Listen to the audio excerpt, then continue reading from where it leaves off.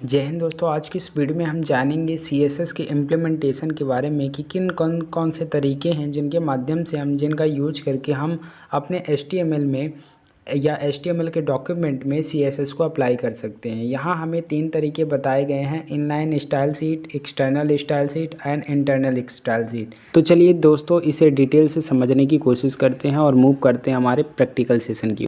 तो दोस्तों, इसमें बात करते हैं CSS इंसर्ट इन HTML डॉक्यूमेंट। यहाँ हमें 3 तरीके बताए गए हैं। Number 1 inline CSS, number 2 external CSS, number 3 internal CSS। दोस्तों, सबसे पहले बात करते हैं व्हाट इज इनलाइन CSS। तो inline CSS styling is useful for styling a single HTML element और टैग। जो इनलाइन CSS होती है वो HTML की एक लाइन ऑफ कोड को डेकोरेट करने के लिए काम आती है। जो दूसरा इसका बेनिफिट है कि इनलाइन जो CSS है by using the style attribute, इसमें हम स्टाइल एट्रीब्यूट का यूज करते हैं CSS की। जो तीसरा इसका बेनिफिट है, it's values contain CSS declaration. जो इसकी प्रॉपर्टी एंड इसकी वैल्यू होंगी वो स्टाइल एट्रीब्यूट्स के साथ तो होंगी ही होंगी, लेकिन ये डबल कोट्स में भी होंगी। तो दोस्तों, ये रहा इसका सिंटैक्स। आप देख सकते हैं कि H1 एक टैग है, यानी HTML का एक टैग है जिसमें स्टाइल जो है एट्रीब्यूट काम कर रहा है। बैकग्राउंड कलर कॉलन, उसके बाद रेड जो इसकी वैल्यू है, यानी बैकग्राउंड प्रॉपर्टी की रेड वैल्यू है, और उसके बाद सेमी कॉलन। और ये दोनों ही यानी वैल्यू और प्रॉपर्टी डबल कोट्स के अंदर आ रही हैं। एंड हमारा टैग क्या है? You just take care of your attitude. ये H1 टैग है। तो आई थिंक आपको इनलाइन CSS क्लियर हो गई होगी। अब बात करते हैं दोस्तों हम अपने दूसरे तरीके में, यानी दूसरे इंटरनल CSS, यानी किस तरह से अब हम अप्लाई करेंगे अपने HTML वेब पेज के बारे में। तो इस पर भी बात कर लेते हैं। तो दोस्तों, सबसे पहले बात करते हैं an internal style sheet is useful when a single HTML web page has its unique style. अगर आप जो है एक सिंगल वेब पेज को, जहां हम इनलाइन CSS की बात कर रहे थे कि अगर आपको एक ही पेज की एक लाइन को डिजाइन करना है तो आप जो है इनलाइन CSS का यूज करिए। लेकिन अगर आपको एक किताब की केवल एक पन्ने को स्टाइल करना है तो आप इंटरनल CSS का यूज करिए।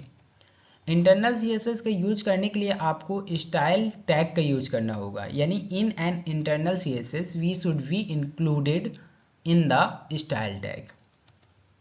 इसके बाद बात करते हैं the style tag should be only included inside the head tag. जो हमारा स्टाइल टैग होगा वो हेड टैग के अंदर आएगा। तो चलिए अब इसको सिंटैक्स के माध्यम से समझते हैं कि कैसे हेड टैग के अंदर हमारा स्टाइल टैग आएगा। तो यहाँ आप देख सकते हैं कि हेड टैग है, उसके बाद स्टाइल टैग है, उसके बाद मैंने CSS की कुछ प्रॉपर्टी लिखी है जिसमें बॉडी जो हमारा एक सेलेक्टर है, जो मैं आने वाले नेक्स्ट वीडियो में बताऊंगा सेलेक्टर के बारे में। उसके बाद कर्ली ब्रेस ओपन है, उसके बाद क्लोज है, और बीच में हमारी CSS की प्रॉपर्टी है।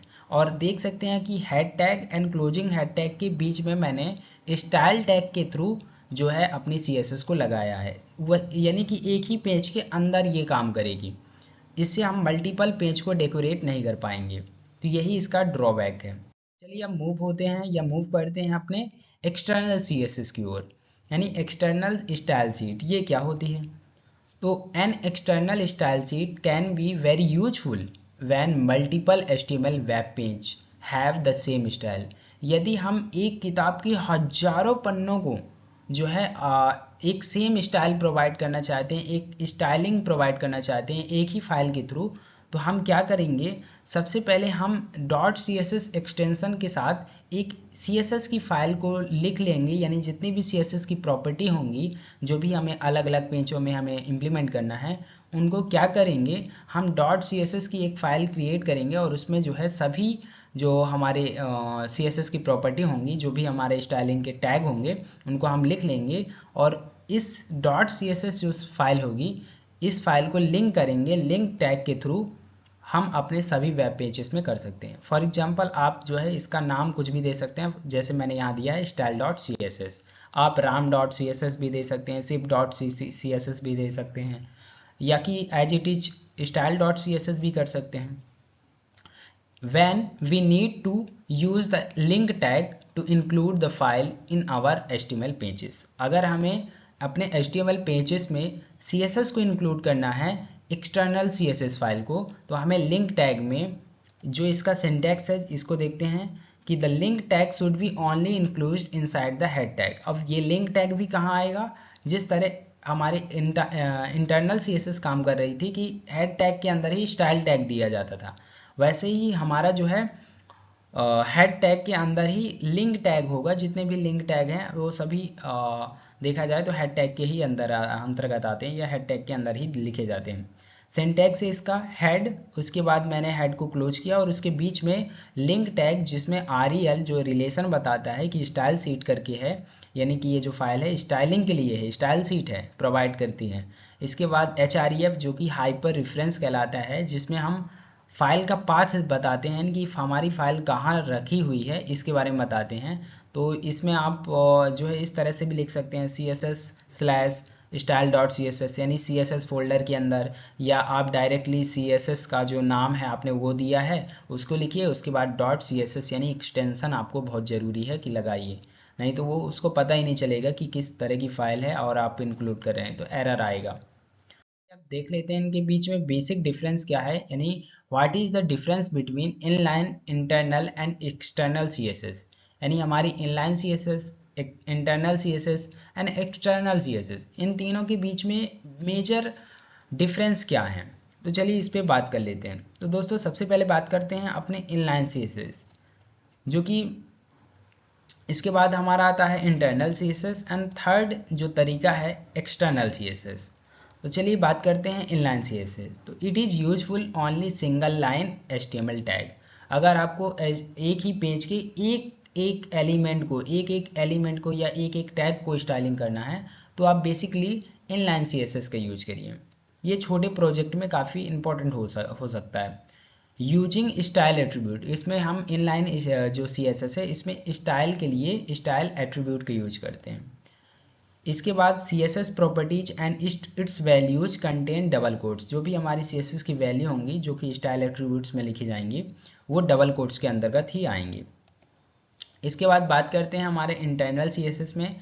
तो इंटरनल CSS या internal style seat is useful for a single HTML web page. अगर आप एक ही किताब के एक पेज को अगर आप डेकोरेट करना चाहते हैं तो आप इनलाइन की जगह इंटरनल CSS का यूज करिए।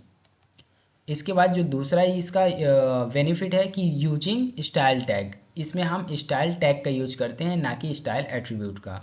इन लाइन में हम स्टाइल एट्रीब्यूट का यूज करते हैं और इंटरनल में हम स्टाइल टैग का यूज करते हैं, जो हमारा हेड टैग के अंदर ही होगा, यानी इंक्लूड इनसाइड हेड टैग। अब बात करते हैं हमारा एक्सटर्नल CSS में। तो एक्सटर्नल CSS या external style seat is very useful for, अगर हमें 1000 ऑफ वेब पेजेस को डेकोरेट करना है, यानी लाखों वेब पेजेस को एक ही साथ हैंडल करना है, तो हम एक CSS की फाइल करेंगे, यानी using CSS file by using link tag. उस CSS फाइल को लिंक टैग के थ्रू एक दूसरे के यानी मल्टीपल वेब पेजेस से हम लिंक करा देंगे।